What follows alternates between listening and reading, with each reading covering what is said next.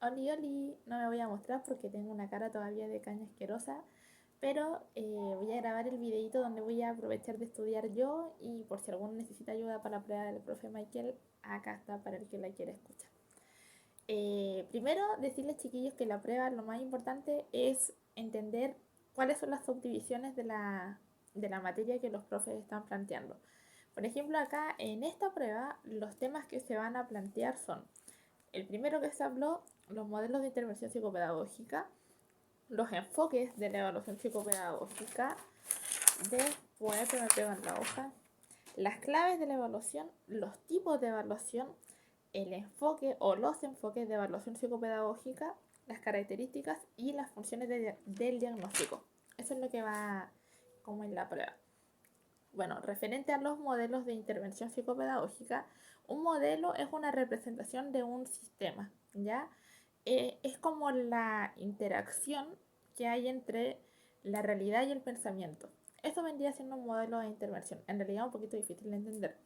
Pero el modelo de intervención es como la mezcla que nosotros tenemos entre la realidad que estamos viviendo con el sujeto o con el alumno y la forma de pensar o la intervención que estamos como planeando para poder trabajar. Es una mezcla entre lo que vamos a lograr y lo que aspiramos a lograr.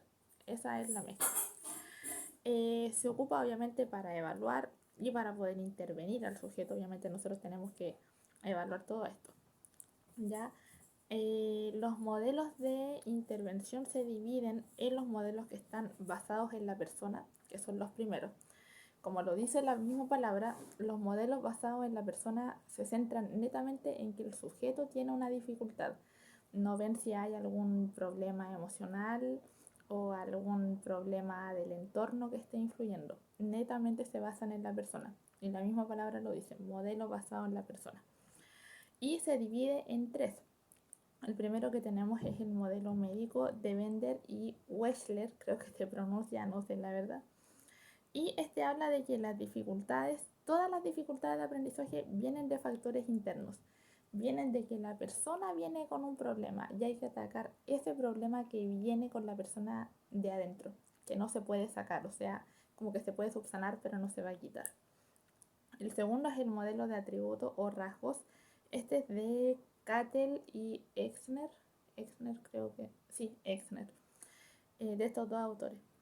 Y este habla de que todos los problemas que trae el sujeto son innatos de su personalidad, ya es como que en su personalidad viene algo que le hace complicar el aprendizaje, es algo innato del sujeto, no se puede cambiar, no se puede como alterar. Y el último es el modelo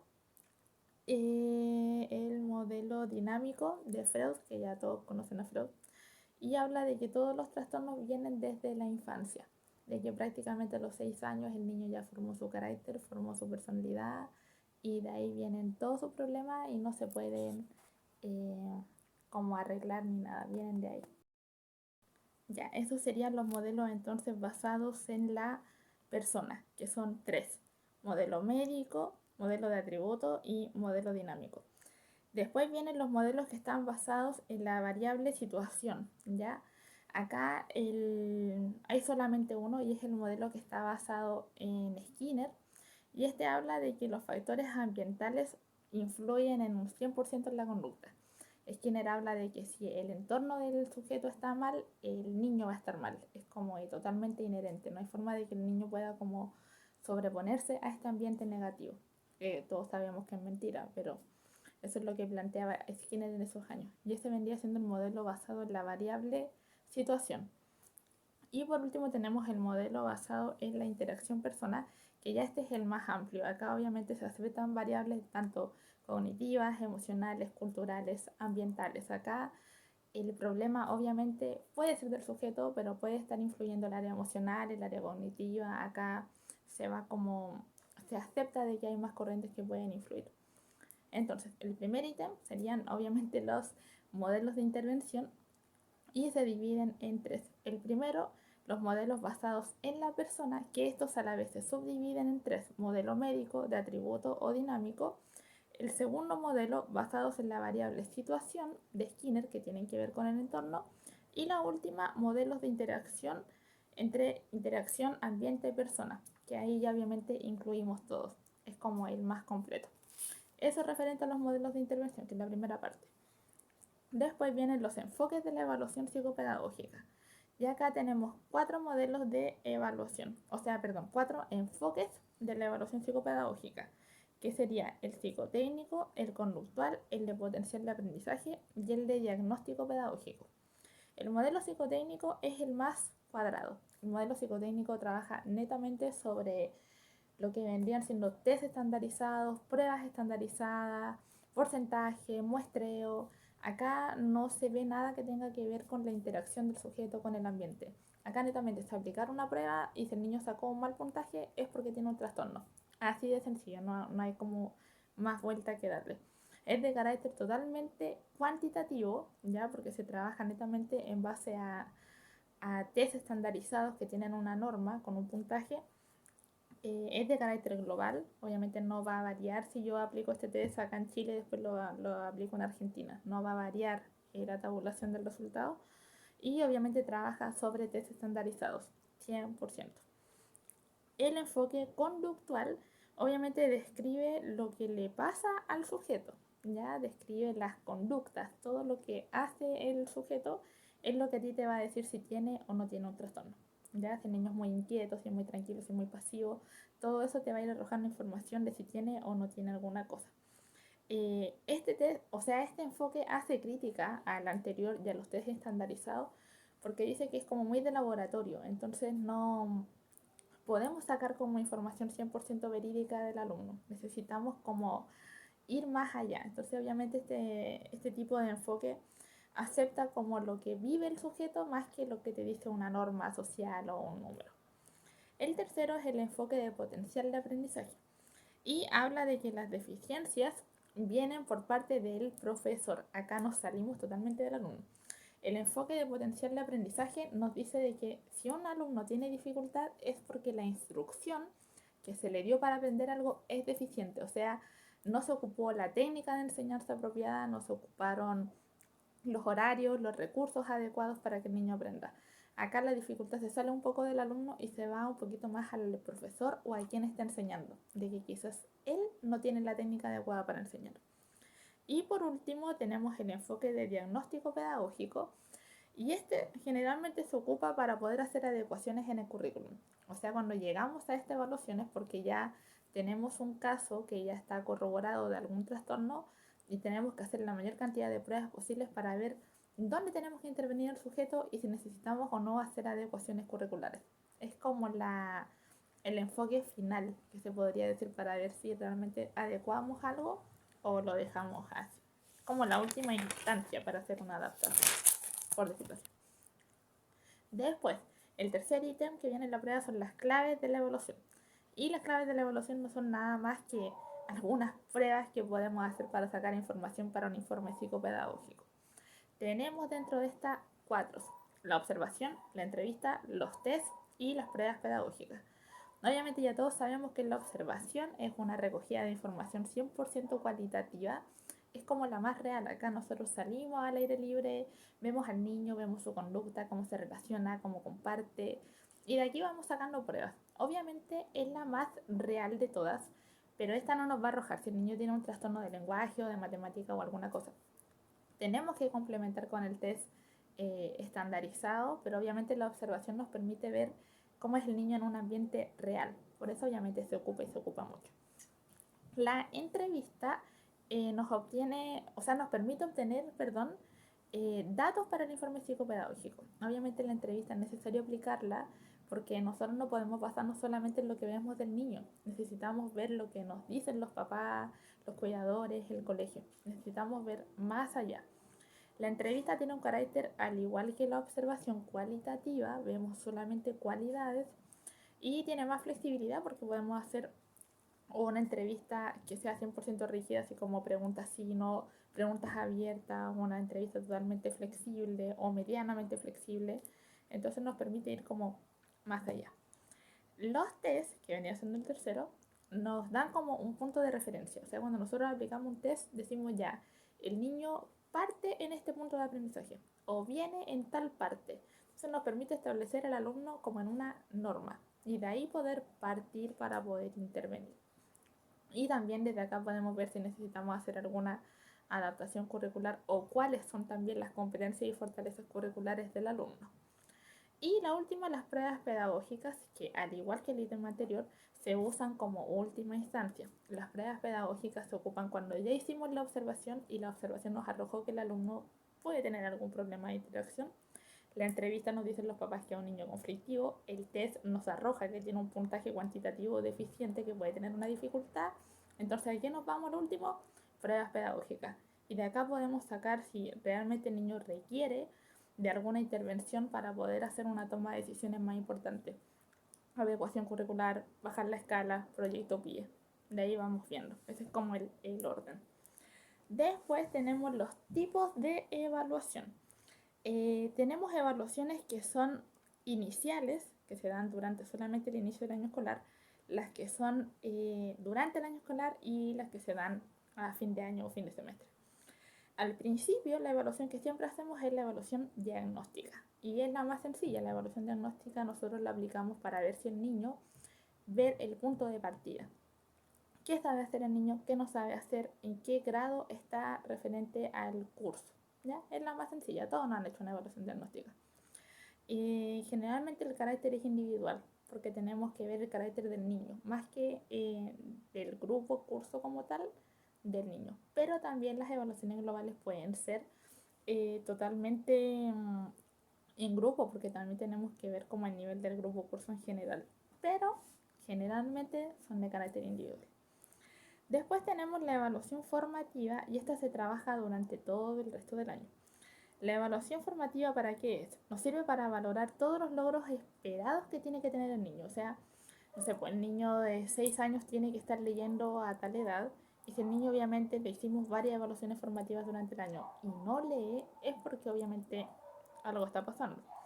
Nos permite retroalimentar el trabajo que hemos hecho con el alumno, ver si hemos avanzado, si no, si estamos pegados, si hemos hasta retrocedido de repente en el proceso escolar. Y también esta nos permite ver si vamos a necesitar alguna adaptación curricular. Y obviamente podemos regular las evaluaciones, ver si tenemos que evaluar más, si tenemos que evaluar menos, si tenemos que cambiar la forma de evaluar con el alumno, etcétera, etcétera.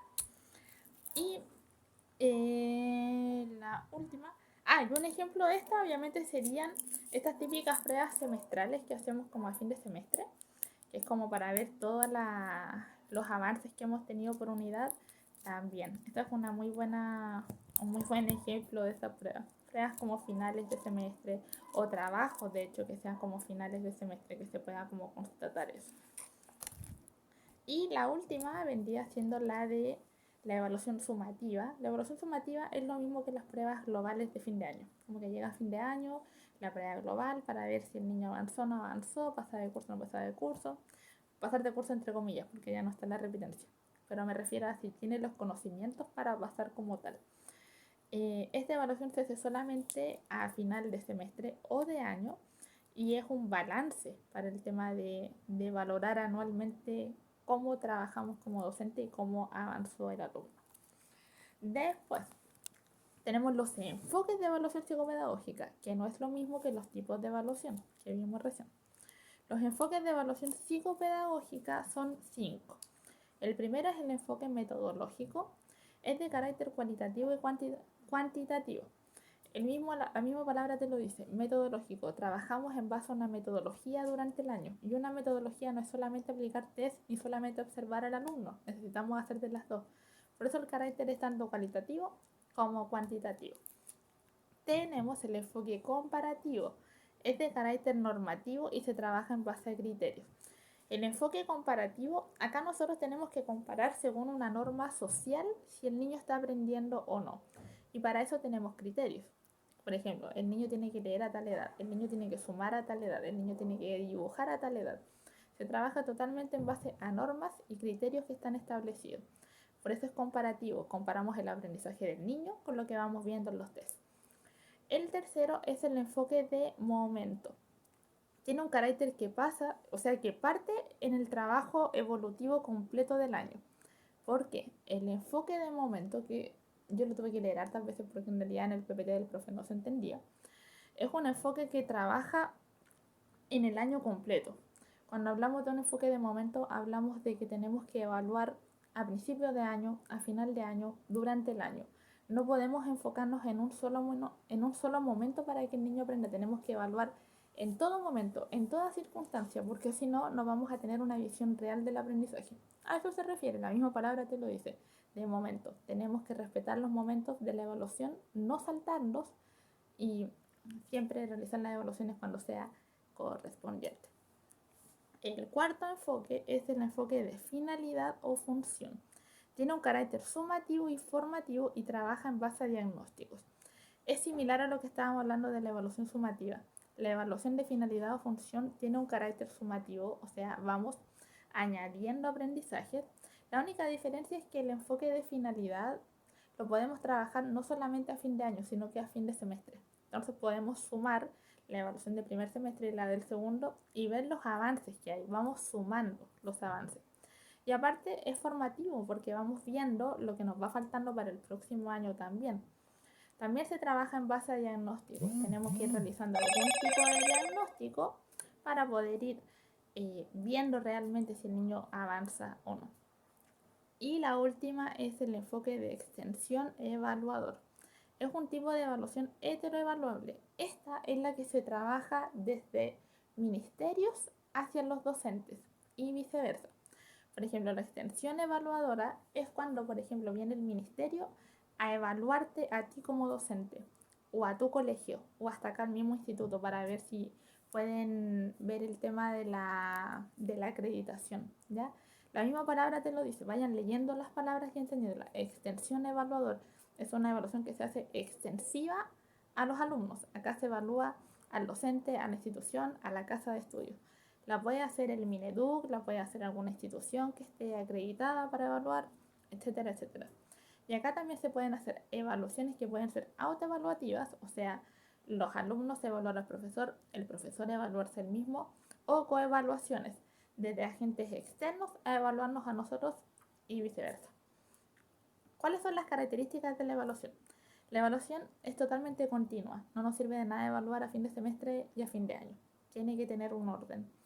Tiene que ser sistemática, tiene que ser eficiente, no podemos evaluar en una prueba, en 3 pruebas en un semestre, evaluar lo mismo. Tenemos que ir evaluando diferentes cosas porque si no, no estamos haciendo una evaluación que nos dé información relevante. Y tiene que ser integral. Tenemos que evaluar todo lo que se pide durante el año. Los tipos de evaluación. Tenemos tipos de evaluación formales e informales. Los tipos de evaluación informal venían siendo evaluaciones basadas en el desempeño del alumno y también del profesor. Tenemos autoevaluaciones, podemos realizar foros, podemos realizar charlas, podemos realizar disertaciones, cuestionarios, proyectos anuales, ¿ya? Evaluaciones que no requieran una nota, pero que sí tengan un aprendizaje, o sea, podemos hacer una charla de, no sé, de ciencia, ya vamos a regalar un punto para las personas que participen.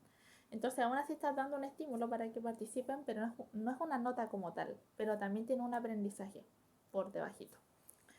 Y obviamente las evaluaciones que sean formales puede ser el CIMSE, la prueba esta de la PTU para pasar a la educación superior, los evalúa, DENRE, el test A22, los test neuropsicológicos. ¿Qué pasa, hijo? Y eso. Vean que mi gato está aquí.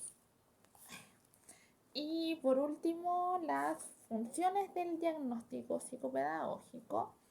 El diagnóstico psicopedagógico lo que requiere es que nosotros podamos ver, por ejemplo, si tenemos un alumno que tiene una necesidad educativa permanente, o sea, transitoria, que no nos vaya a pasar a una permanente. O sea, el diagnóstico nos tiene que permitir llegar a un punto en el que nosotros sepamos cuál es la base y no extenderla más allá, o sea, no cagarla más allá. Esa es la función del diagnóstico como tal. Y tiene 4 funciones. La primera es preventiva, obviamente tenemos que prevenir el avance de cualquier tipo de trastorno que tenga el sujeto. Tenemos que ser capaces de identificar el problema en base a un diagnóstico psicopedagógico, tener súper claro cuál es el problema del alumno. Tenemos que ser capaces de orientar tanto al sujeto como a los profesores y a la familia. Y tenemos que ser capaces nosotros como profesionales de corregir cualquier tipo de problema de aprendizaje o dificultad que tenga el sujeto. Eso es toda la materia, así que ahí está, espero que les quede claro, que les sirva, veanlo las veces que les sea necesario. Y el de la profe Jocelyn yo creo que lo voy a grabar mañana. Mañana yo creo que en la tardecita me dedico a grabar. Así que eso, tengan un excelente día, una excelente tarde, semana y nos estamos viendo el sábado. Hecho, los I love you, adiós.